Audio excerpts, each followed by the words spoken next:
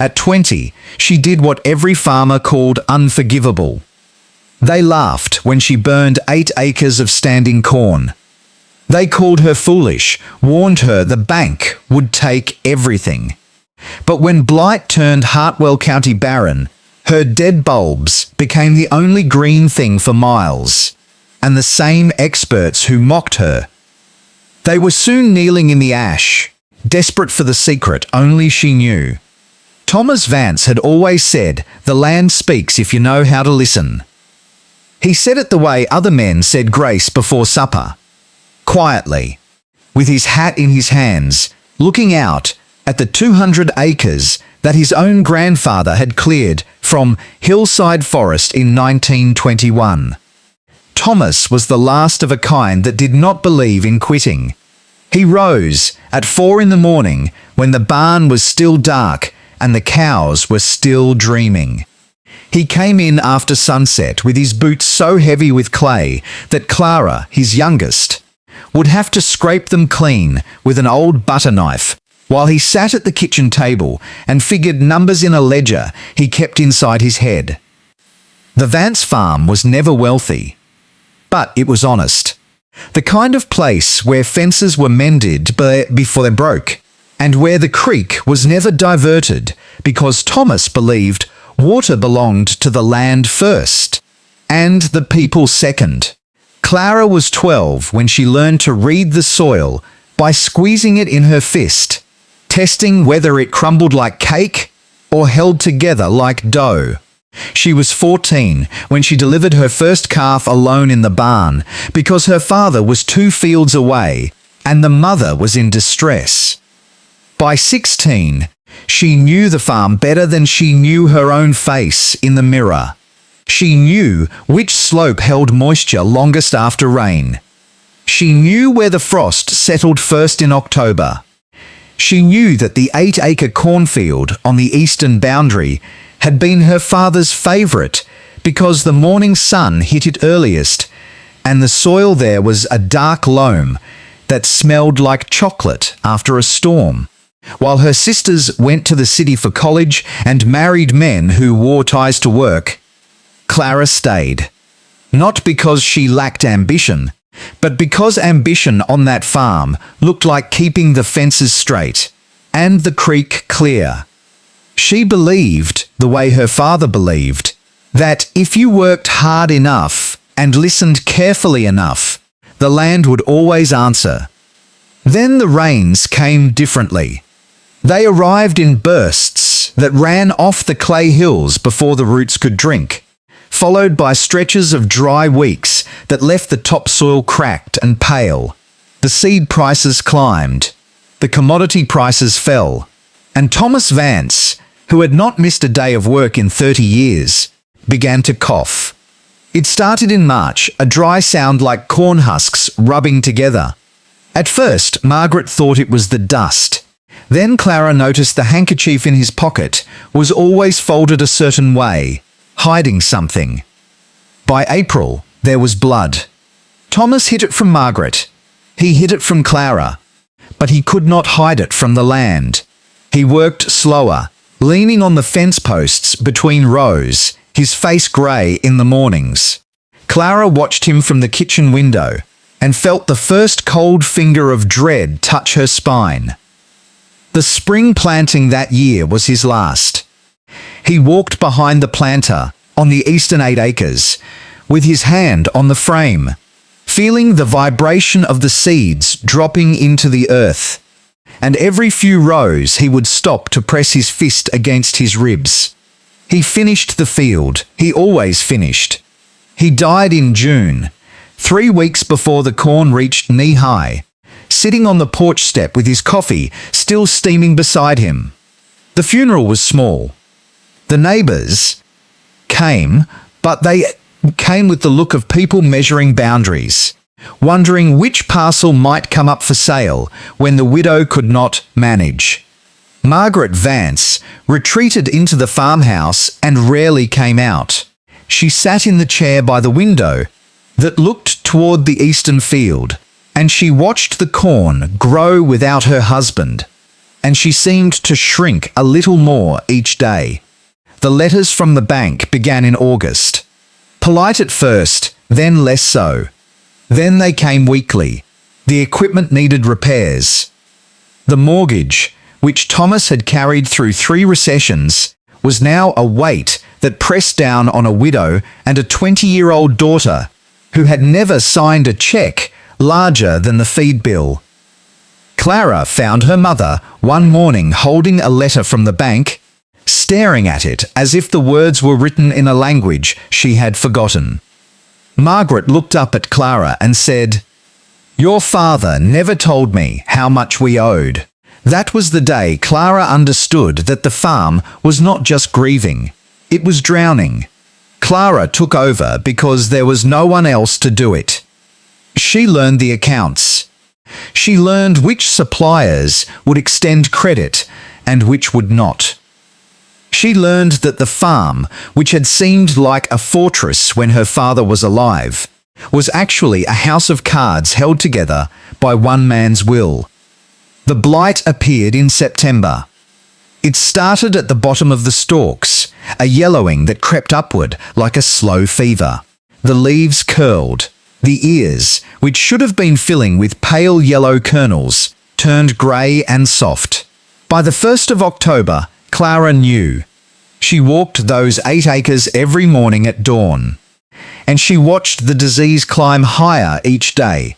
And she felt something cold settle in her chest where hope used to be. She called the county extension office.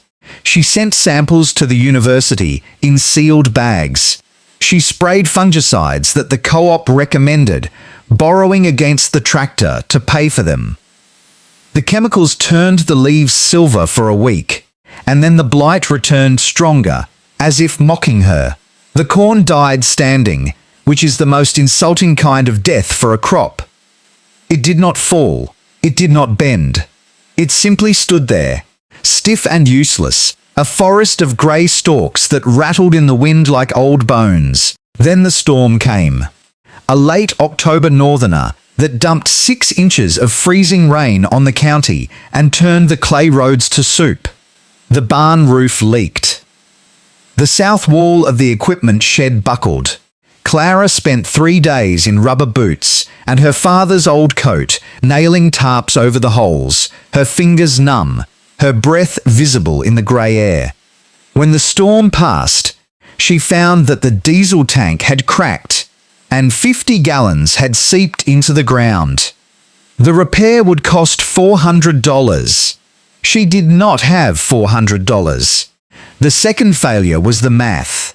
Even if the corn had been perfect, the price per bushel that year was the lowest in 2 decades. She would have harvested at a loss, paying for the diesel to run the combine and the labour to haul the grain to the elevator, only to owe more than she had started with. The numbers were brutal and simple. The third failure was the silence. Her mother's sister arrived from the city in a clean sedan and took Margaret away to a condo with an elevator and a view of a parking lot. Clara stood in the driveway and watched the car disappear down the gravel road, and she understood that she was now alone. Alone with the debt. Alone with the dead corn. Alone with the knowledge that every neighbour within 10 miles was watching to see how long it would take before she broke. Old Man Henshaw made his offer the day after Margaret left. He leaned on the fence between their properties and did not look at Clara when he spoke. He looked at the blighted field as if it were already his. The number he named was an insult dressed in politeness. He said he was doing her a favour. He said the land was poisoned now and no one else would touch it. Clara thanked him and walked back to the house. The banker, a soft-spoken man named Caldwell, came out in his blue suit and stood at the edge of the failing field with his hands in his pockets. He did not threaten. He simply told her the truth. If she did not show a viable plan for the spring by November 1st, the farm would go to auction. She had 6 weeks, the neighbours talked. They talked at the feed store and the church potluck and the gas station, where Clara went to fill the 5-gallon can. They said the Vance girl was too young.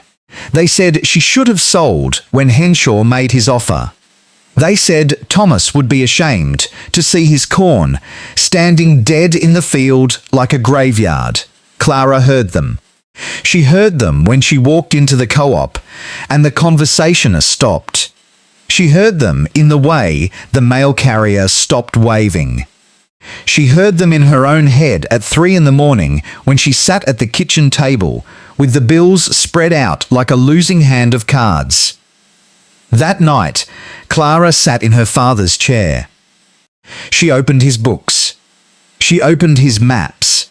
She ran her fingers along the spines of the agricultural almanacs on the highest shelf, and that was when she found it.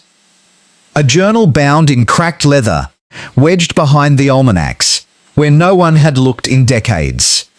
It belonged to her grandmother, Evelyn Vance, who had died before Clara was born.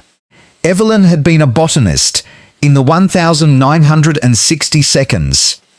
She had studied soil microbiology before she married Thomas and moved to the farm. And in the yellowed pages of that journal, Clara found a passage written in her grandmother's sharp, slanted hand. Fire, Evelyn had written, is not the enemy of the field. It is the field's memory. The blight had left spores in the stubble that would infect next year's crop. The only way to cleanse the land was to burn. But Evelyn went further. She wrote about a practice she had observed in the hill country of Turkey, where farmers burned their spent fields and then planted bulbs in the warm ash. The bulbs looked dead. They were dry, papery, seemingly lifeless. But the ash changed the pH of the soil. It added potassium and phosphorus in forms that chemical fertilizers could not replicate. And the bulbs, which needed a period of cold dormancy, followed by the specific chemistry of burned earth, would bloom in the spring with a violence that made the soil beneath them richer than it had been before the fire. Clara read the entry 3 times.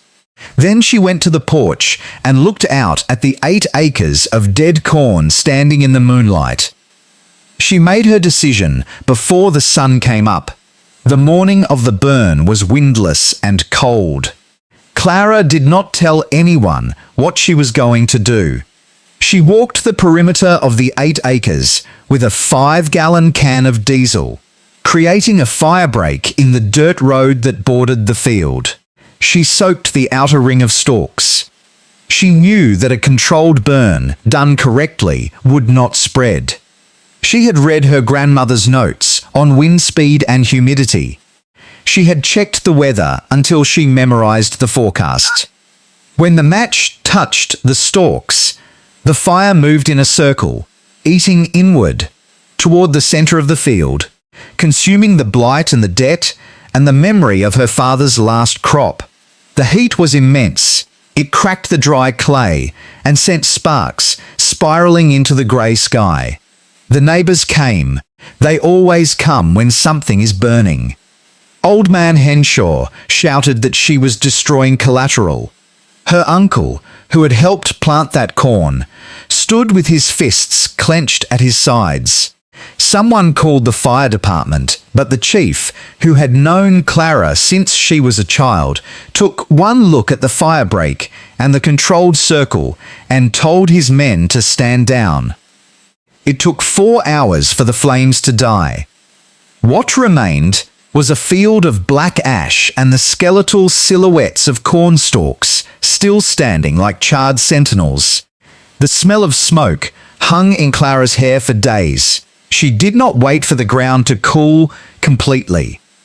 The day after the burn, while the earth was still warm beneath the surface, she began to plant the bulbs. 400 of them. Shriveled, grey, dead-looking things that the nursery had been throwing out. She planted them in rows, 18 inches apart, pressing each bulb into the ash-softened soil with her bare hands. The cuts on her palms turned black. Her knees were filthy. The neighbours drove past slowly, shaking their heads. One of them, Mrs. Gable from the church, left a casserole on the porch with a note that said, "Praying for your mind, dear." Clara ate the casserole and kept planting. November came hard and early. The first freeze arrived before Thanksgiving, turning the ash field into a sheet of grey-white stone. Clara walked the 8 acres every morning, her breath clouding in the air, her boots crunching through the frost that sealed the ground. She looked for signs. There were none. The earth was black and silent and frozen. In December, an ice storm swept through the county and snapped branches from the oak trees along the creek. The power went out for 3 days. Clara huddled in the farmhouse with her father's wool coats piled on the bed, reading Evelyn's journal by candlelight, trying to find something she had missed, some reassurance that the bulbs were still alive beneath the ice. She found a passage she had not noticed before. Evelyn had written that the cold was necessary. The bulbs had to believe they were dying. Only then would they fight to live. January was the darkest month. The bank sent another letter. The farmhouse furnace broke, and Clara slept in her father's old wool coats because she could not afford the repair. The ash field sat under snow, invisible, forgotten by everyone except Clara. The neighbours said the bulbs were dead. The cold had killed them. The ash had poisoned them. Clara had burned her father's legacy and planted garbage in its place. By February, the whispers had turned to pity. People stopped at the farm stand to leave her envelopes of cash, which she always returned. She was not a charity case. She was waiting. And then, in the 3rd week of March, when the creek was still running high with snowmelt and the mornings tasted like iron, Clara found the first shoot. It was green. Not the pale, hesitant green of early grass, but a deep, violent emerald that pushed through the black ash with the determination of something that had been holding its breath for a very long time. She dropped to her knees in the mud and touched it with one finger. It was warm. Within 10 days, the entire 8 acres was studded with green spears. Within a month, the spears had become leaves, broad and glossy, rising from the ash in rows so perfect they looked drawn with a ruler. The neighbours slowed their trucks to stare. The Henshaw's dog got loose and ran through the field, coming back with black paws and green pollen on its nose. And then, in the middle of April, the bulbs began to bloom. They were not tulips. They were not daffodils. Clara had planted a variety called Queen of the Night, a deep purple iris that her grandmother had mentioned in the journal. But the ash had changed them. The flowers that opened were larger than any iris the county had ever seen. Each bloom was the size of a dinner plate, black purple at the centre, bleeding into violet and then white at the edges. They smelled like honey and thunderstorms. From the road, the 8 acres looked like a bruise on the landscape, dark and impossible against the pale green of the surrounding pastures. Bees came in swarms so thick they darkened the air. Butterflies that no one had seen in Hartwell County for 20 years appeared by the hundreds. And beneath the flowers, the soil was changing. Clara could see it. Where the ground had been hard pan clay before the burn, it was now black and crumbly, rich with worms that surfaced after rain in knots of pink and silver. She took a shovel and turned over a spadeful of earth near the fence line.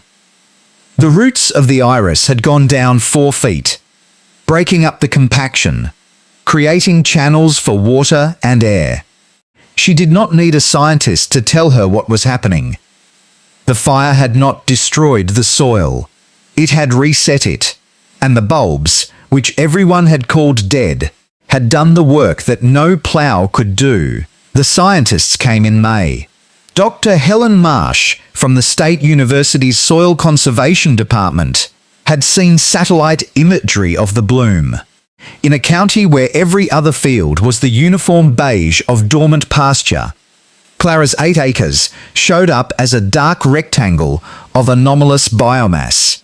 Dr. Marsh drove out with 2 graduate students and a trunk full of sampling equipment. They expected to find a gimmick. Maybe Clara had dumped truckloads of topsoil. Maybe she had installed an irrigation system they had not heard about. Instead, they found Clara kneeling in the rows, cutting flowers for market, her hands stained purple. Dr. Marsh introduced herself. Clara handed her a trowel. The professor dug into the earth at the edge of the field where the burned acreage met the untouched pasture. She stopped. She looked at her students. She dug again, deeper this time. The soil in Clara's field was not just healthy. It was stratified in a way that Dr. Marsh had only read about in textbooks. The top 6 inches were loamy, carbon-rich, teeming with mycorrhizal fungi. The next layer, where the ash had settled and the iris roots had penetrated, was a dense network of organic matter that held moisture like a sponge. Dr. Marsh ran the numbers in her head. The water retention capacity was 300% higher than the county average. The nitrogen fixation, aided by the specific root nodules of the iris variety, was off the charts.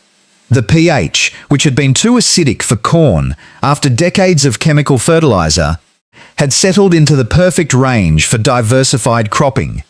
Dr. Marsh knelt. She actually knelt in the dirt, her khaki pants staining black, and she pressed her palm flat against the earth, as if she were feeling for a pulse. Her students photographed the moment. They did not know they were photographing the moment that would change agricultural policy in the state. By June, Clara's field had become a pilgrimage site. The county extension agent brought a busload of farmers. The local newspaper ran a story with the headline, "Girl who burned cornfield grows gold from ash." The bank called. Not Caldwell, but the president of the regional branch, who wanted to discuss a new loan structure at rates that made Clara laugh out loud. She did not take the loan. She did not need it. The iris bulbs, which she had sold for $1 each at first, were now being requested by florists in 3 states. The seeds she collected from the strongest plants sold for $20 a packet. But the real money was in the soil. Farmers from drought-stricken counties paid her to consult on their own burned fields. The university hired her as a research partner, and in August, exactly 1 year after she had struck the match, Clara stood at the edge of her 8 acres and watched a convoy of state vehicles arrive. The scientists had returned with federal grants and a proposal. They wanted to study her method. They wanted to name it.